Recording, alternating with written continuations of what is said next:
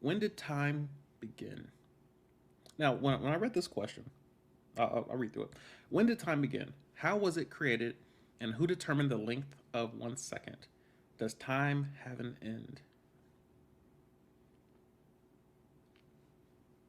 The first part. When did time begin? I would answer this question with the question: how old is the oldest tree?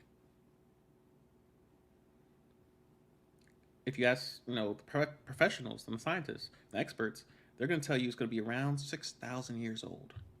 My question is, if this planet is billions of years old, shouldn't there be an older tree? At a minimum, a million years, man. Why is the oldest tree 6,000 years old? That's crazy to me. They don't go anywhere. They don't do anything. They get sunlight, guaranteed. There's never been a morning where the sun was not present and accounted for. I don't know. It's just those small, like, it's just inconsistencies. Oh, if the moon's moving further and further away from the Earth every year, let's call it an inch a year, a millimeter a year, whatever number you want to throw on it. If you rewind the tape, that means the moon was very close. Now, of course, we're assuming the conditions stay consistent, but we're assuming everything because it's all speculation. It's all theoretical. It's mostly theoretical. So, when did time begin? Who knows? Who knows? It wasn't yesterday. It wasn't the day before. If you add up all the dates throughout history, or the Bible, if you add up all the dates in the Bible, why are we landing around 6,000 years old, not billions? Even if it was billions, no one was here to witness it. Which isn't that what science is? Observation, testing, repetition. We instantly run to theoretics, of course, with some questions, but that's leading science. That's going to philosophy, cosmology. That's not science. It's not science conversation.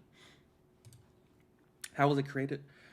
My theory is God, intelligence, something with a willpower, something with the intellect, something with knowledge of the pieces and the parts and the mechanisms and the agencies and how to combine everything in integrated complexity. It's my belief that comes from a mind, not from chance and time.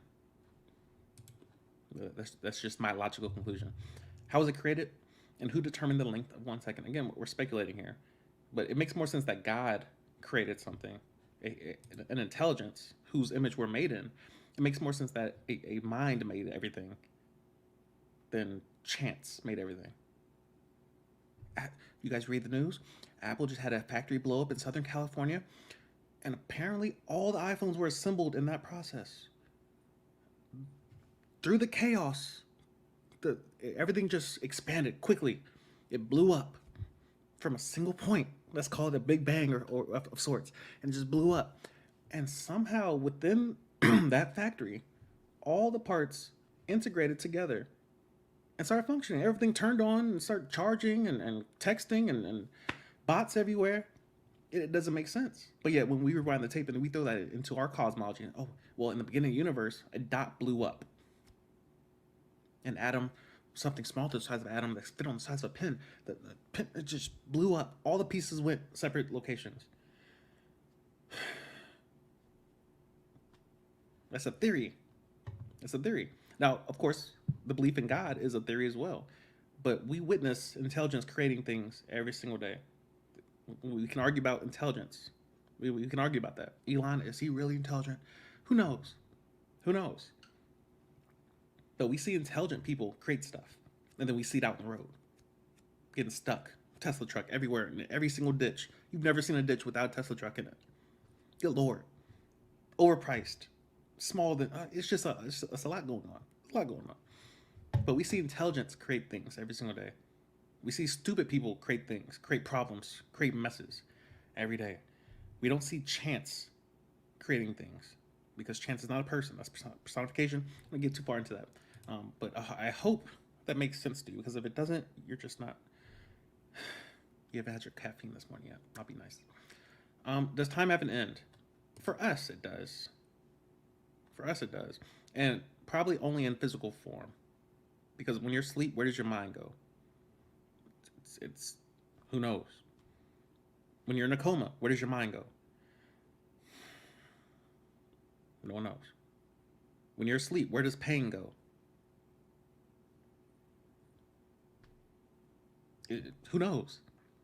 Who knows? So time is something that we humans have to live by, because our society lives by it. And whatever arguments you might have about the 12-month year and the calendar, and then the leap years and February is weird and all this stuff, we're still governed by it. We're governed by it, and so it's not like we're able to negotiate that. But in terms of our lives ending, this body's going to die one day. This body will. It's my goal to keep mine, looking quality. You understand? But yeah, it's going to come to end one day. I my my advice: don't be wrong. Don't be don't be completely wrong about what happens after death.